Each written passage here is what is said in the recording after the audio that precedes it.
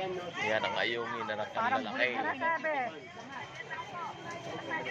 So, itong may...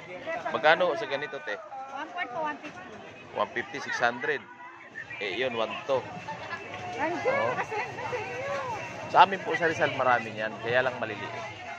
At saka ganito biya, masarap to igataan. Yan naman ulang. Ginagataan din ako. Oo. Alam niyo po ba, yung presyo mo yan, pag sa amin ka maglako niyan, hindi yan naaangalan sa mga balikbayan. Masarap kasi yan. Saan ba natin? Yan na lang, 1 kilo. Kapulilan din. Basta mga balikbayan sa amin sa Rizal. Kahit Ba't 1 to yan. napakaman yung isda na yun? Masarap kasi yan. Ang ano, yung ano nito, ang sabaw mo, napakasarap. 200. Baka yun eh, isang kilo yun, te.